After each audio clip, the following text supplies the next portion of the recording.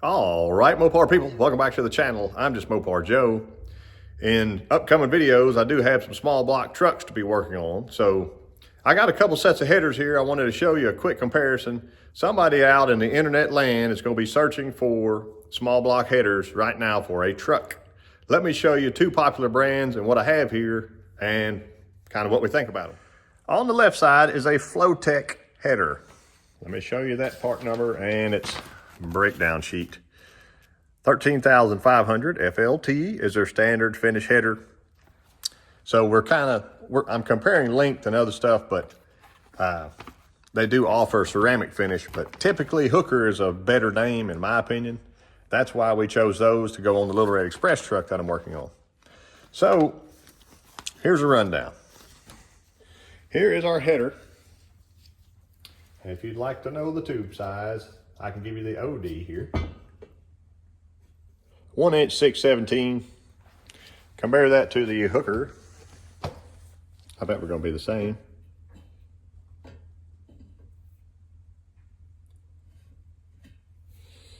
One 6/35, probably because of coating on that, I'm assuming. I think they call those 1 5/8 inches between both of them. The major difference, and what a lot of people rely on, is the difference in the flanges. That flange is 370. This flange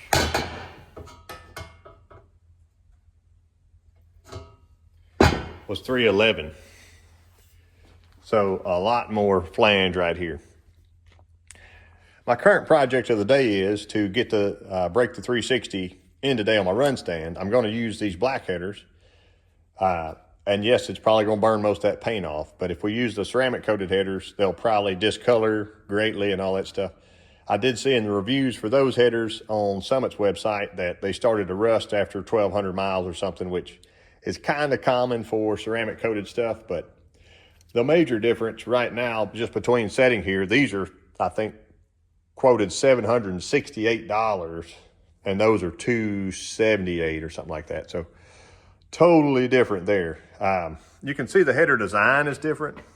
The front pipe does lead on the outer edge, like here, but then they kind of swap up and drop that outer pipe and go that way. They're probably trying to get closer to equal length or something, but another major difference could be a trade-off here. So this very short, stubby merge collector should be 3 inch.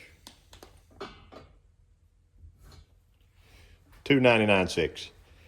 I like the design of this merge collector better because it necks down and it's longer here. Gets you a little more length before it hits the turbulence of that flange, whatever. But I mentioned this in the video before.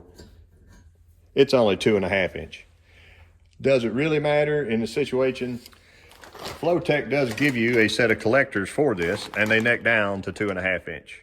So if you look at the comparison, it's coming out and going through there. It's, you know, I think that's a better design. You're going to be landing in a collector that is more the same size of what pipe you would probably use. Most small blocks in the world, I can tell you, would probably live just happily with 2 1/4 inch pipes. They don't need larger pipes than that unless they're, you know, over 500 horse or something. But y'all can discuss that in the comments. One other thing that I really wanted to show you while I was bolting the Flowtechs onto that engine over there. They did a pretty horrendous job inside these flanges of shoving a pipe and booger welding it. Like that looks like something I could do. You could probably take a die grinder and kind of work that off there, but on the opposite side, there's not much weld going on, like on that inside there. And these are kind of well known for blowing out or whatever through here, but that's just ugly. I wanted to show you also, it restricts your port down. So remember, you'd be flowing into that. It's not even 1 inch wide anymore, where they cut you off like 300 thousandths right there. So obviously, I mean, you get what you pay for. That one's a little bit better. It's still got big boogers on the top, and same thing on the other side. Here's why we chose Hooker. So much nicer in there. See how the pipes kind of flow up, mandrel bent. I mean, I guess they're both mandrel bent, but That's wide open spaces. That one's a little bit ugly, but it's still wider than the port itself. And that's kind of what we're after, you know. And they both give you gaskets, which you can probably throw in the garbage. Here's a Flowtech gasket with the ports being humongous. So if you bolt that on your 318, I've showed that before, it leaks right now. Here's the hooker gaskets, much, much, much larger, but also, I don't know if we could bolt these on our 360 right now without them leaking. That little spot there is probably 1/8 of an inch wide. So if you did use this, it would blow out, I don't know, in 30 minutes or something. So these gaskets are basically worthless. I may use them on a run stand. There is a nice little metal layer in there, that would help, but everybody knows you get better header gaskets or use these until you can do better. It will not take long to realize you must do better in a short amount of time if you're gonna try those. Lastly, on the hookers, for that large price tag, you would expect they would give you a collector extension or something to bolt onto here to hook into your exhaust. We didn't get that. It says no on the website. They don't include that. So I can't speak to the fitment on either one of these right now. These had better reviews. That's why I went with those. The last set of truck headers I bought was like in 2000 and I don't know, 4 or 5. And they were just Summit brand truck headers and they did fine. So it is what it is. Any pair that you buy, I guess plan to take a hammer to, but these rinky-dink flanges versus these, that's a major improvement there. I think the price difference, if we had done both black headers here, would have been about $100 more. So I don't know. Some people said that they got these and they're warped up. The ones I have here look pretty good. So you never know what you're going to get these days. Here's that Flowtech gasket. These are stock 360 heads that did not come with the small ports. Also, Ed at Ed's Machine milled that flat because they had some whoop-de-doos in them and also some pitted rust. So we know right now that's a perfect flat surface all the way across here. But they have been ported a little bit.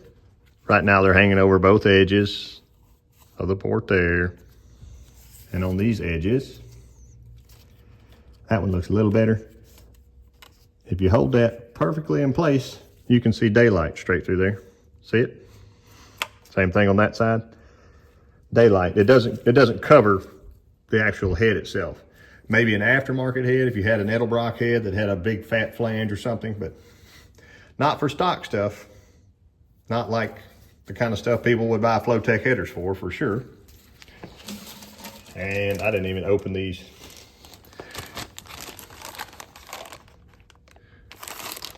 Ginormous. Ginormously big. But it is what it is. Something else worth noting, if you're doing your exhaust in your backyard, you might actually like that flange better because you can rotate your collector extension. These have nice welded flanges, but the benefit of this is it can't leak right here. It's solid. The inside looks really nice. Just like that. That's why we chose the hookers, but if you're on a budget, that's a budget set of headers. I knew there was a reason I was making this video. Couple things. They didn't give you any kind of clearance right here. And these are 7/16 headed bolts. So when this header comes off, I'm gonna tap that tube in to make my world easier whenever these go into an actual truck. Right now, I'm just standing here, I can bolt this on. But I was bolting this up and I heard something go like that. Well, it's the header tube touching the stock factory oil pan. I had to say it like that. So if you're gonna buy a set of truck headers, these might work great as long as you're not using a truck oil pan, right? The best thing to do, I guess, would be to move the tube, but I'm going to mark that baby up and massage it with a hammer so I can actually use these today. But yeah, even if you had a really fat gasket here, it's still too close. It's touching right now and I don't have it tightened down all the way. So I would call that a problem. We can check the hooker design and see what it looks like on there. It sure looks a lot better. And there's 2 inches between it and the oil pan, so that's nice. I think it's a little lower profile, which wouldn't really matter, I don't think, because your truck frame rail is probably in here somewhere. I don't think they're anywhere near hanging close to the ground, but if you compare it to the other side, it looks like more of a straight line for your exhaust. I don't know. I've got that other one clearance and I have to put her on now. I appreciate y'all watching. Hopefully that header video helped somebody out there.